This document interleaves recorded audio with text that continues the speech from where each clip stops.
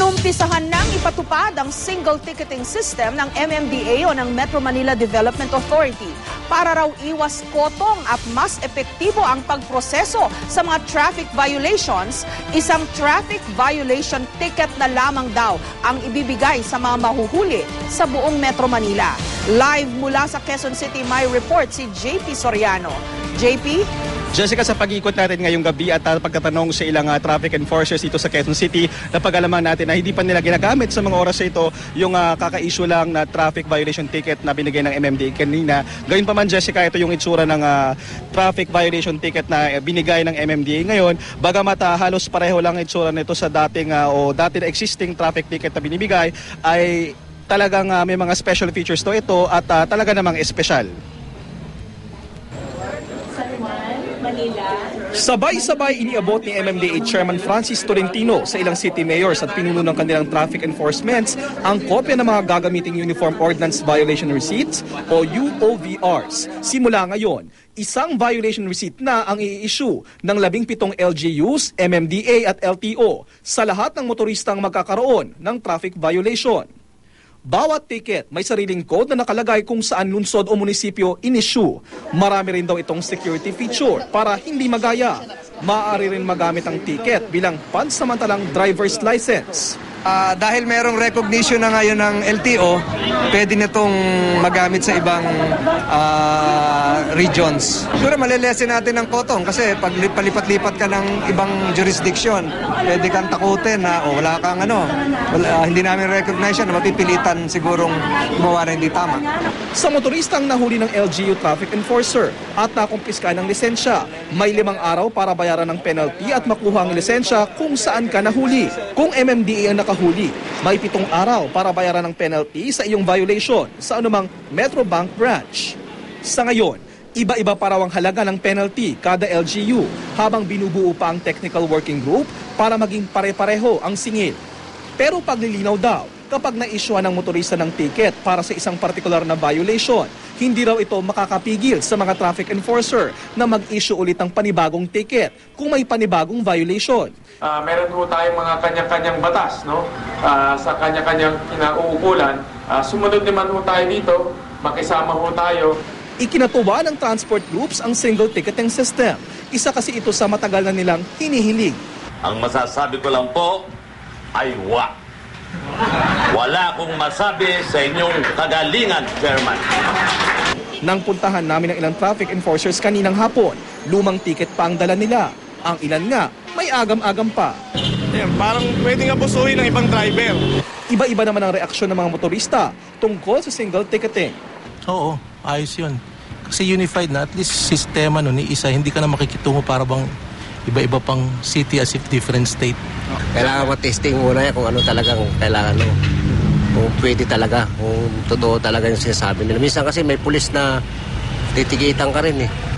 Jessica, ayon sa MMDA, yung mga existing o yung mga dati nang ginagamit na traffic violation ticket ay automatic void na at wala ng bisa. Pero paglilinaw din nila, Jessica, yung mga dati nang may violation at may mga penalties at pagkakautang ay dapat nito lang asikasuhin dahil hindi kasama yan. Jessica? Okay, JP, ang hindi ko maintindihan kung paano nito pipigilan ang kotong kasi batay sa nakikita nating sistema ng kotongan, no, sa mga kalye, magpakatotoo tayo. Hindi ka na i-issuehan ng pulis ng ticket eh. So pwede pa ring malusutan yan. Hindi na nila kasi 'di ba, hindi ka na, ang karaniwang sistema, bibigyan na lang ng pera yung pulis o yung kung sino man yung nanguhuli. Wala nang ticket-ticket pa yan. So I don't understand kung paano mapipigilan yung sinabi ni Chairman Tolentino ang kotong dahil lang dyan sa bagong form na yan.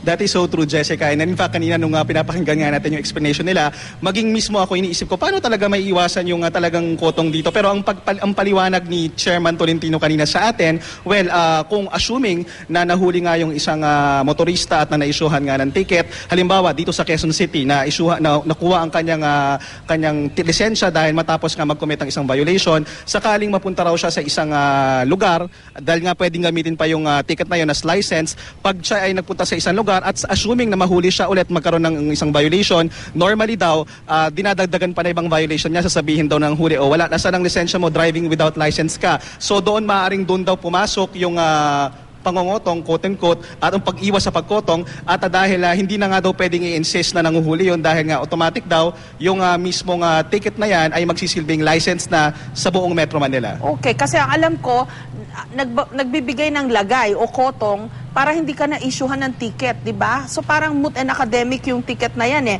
At isa pang comment, parang komplikado masyado, maraming fill upan. Dahil dyan, parang ini-encourage din lalo yung mga ayaw ng magbayad na magbigay na lang ng kotong kasi nga masyadong komplikado yung proseso. Hindi kaya ganon, JP? Katulad nga, Jessica, katulad nung nabanggit nung isa sa mga nakausap natin kanina, yung huli, sabi niya parang hindi pa siya ganun kasigurado about this at parang kailangan pa atang testingin itong mabuti kung talaga magiging effective. Yung pag-fill up, actually, Jessica, just by looking at this this copy, napakaraming ang fill upan. Pero nung kinumpare ko naman to dun sa dating traffic violation ticket, hindi naman super nalalayo. Ang naiiba lang, hindi naka-indicate dito yung presyo nung eksaktong amount for a particular violation. Yung sa tanong mo na yung sinasabi mo na yung paano may iwasan talaga dito yung doesn't make any sense kung paano talaga may iwasan yung sinasabing pag-iwas dun sa kotong corruption. Medyo we're just relying doon sa explanation ni Chairman Tolentino kanina, pero hindi kaya dapat sinimplihan nila para, 'di ba, pag ikaw motorista at aminado ka namang may violation, tatanggapin mo na lang yung form na yan dahil madali lang naman. Pag ginawa mong mas komplikado, abay mas prone yan to kotong. Mas paglalagay ka na lang, mas ma-encourage kang maglagay dahil masyadong komplikado eh. Actually, Jessica, yung nabasa natin yung kanilang yung detalye doon sa kanilang binigay na release kanina, naka-indicate doon sa isang portion na although ito ay final na, meron pa rin daw ang MMDA daw ay may karapatan na magkaroon ng certain provisions o gagawing changes in the next few days upon the official testing nitong bagong isyong ticket nga. At tanungin nga natin si Chairman Tolentino kanina kung talagang ito na ba talaga yon. Ang sabi niya, although ito na talaga yon, we will see. Open pa rin naman daw siya sa mga possibilities, sa mga magiging reaksyon ng motorista sa mga susunod na araw. At ngayong gabi nga, although yung ngayong gabi nga sinasabi ng MMDA, Jessica, dapat ngayong araw ginagamit ito. Sa pag-ikot natin kanina, mukhang walang pang nag-a-attempt na gumamit ng bagong ticket na to. Okay, maraming salamat, JP Soriano.